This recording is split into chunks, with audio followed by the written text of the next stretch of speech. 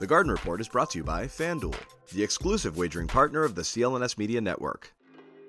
Hey, Bobby Manning here. Welcome to a practice edition of the Garden Report, practice number 2 in the books for the Celtics here. A competitive day, long, focused day, Joe Mazzulla said, where the Celtics returned to full health. Jaylen Brown returned to practice with a piece of tape on his right finger, index finger, the cut, which isn't great, but good to see Jaylen Brown back at practice today. Didn't see him doing many ball handling, shooting, or passing drills, more on the defensive side, off to the side with Peyton Pritchard, J.D. Davison, and some others when we got into practice, though we do usually get in there pretty late. No restrictions, Mazzulla said, on the Brown front.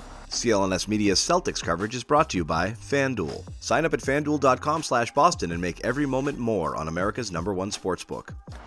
We didn't talk to Brown, but we did talk to Marcus Smart, who also dealt with some injuries this year, most recently the neck ailment. And he said he feels as close to 100% this season as he has all year, pretty much. So you're going to be looking at him and saying, this is a strength for you. This is a guy who, is going to be in good shape going into the playoffs. He didn't play much over the final stretches of the season going into the playoffs, so you did wonder where that ankle was at.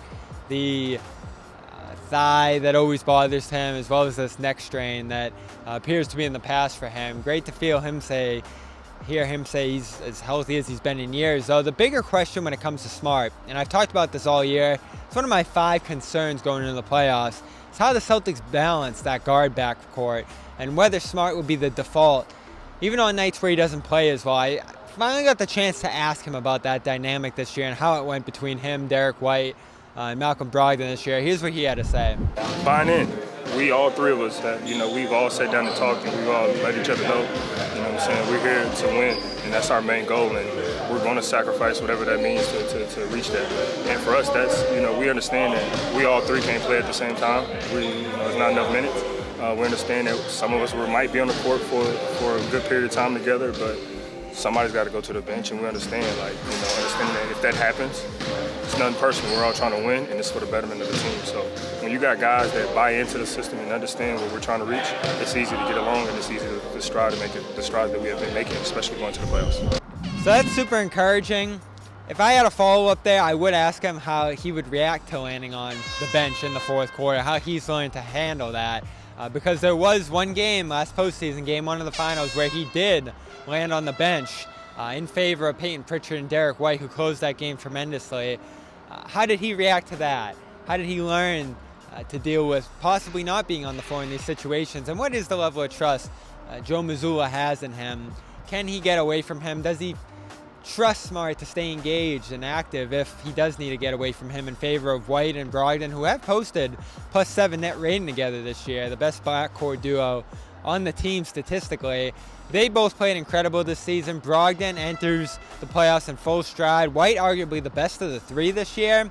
Smart's healthy. He's going to play better, but it was a rough second half for Smart through all the different ailments, through trying to get his passing touch back after the ankle injury cost him some time into the All-Star break, and he did struggle to shoot the ball in the weeks after that. So he's the guy I have my eye on in Game 1. He talked about guarding Trae Young into this series. That's one of the main matchups we'll all be watching in this one. And Young, one of the guys who does have the potential to hurt the Celtics in what looks like a lopsided series. So Smart's consistency against him and DeJounte Murray are going to be crucial, as well as finding mismatches, which he talked about today. We'll talk about some of those early thoughts on the series here from practice in our next video. But for now, Celtics practice in the books. We'll be back here for tomorrow's walkthrough, essentially, before the afternoon game 1 against the Hawks, 3:30 on Saturday. I'm Bobby Manning for Celtics All Access. CLNS Media, go check out Marcus Smart's interview over there today, as well as Jason Tatum's. And our preview of the series going live tonight at 8 o'clock. This has been Practice Edition of the Garden Report.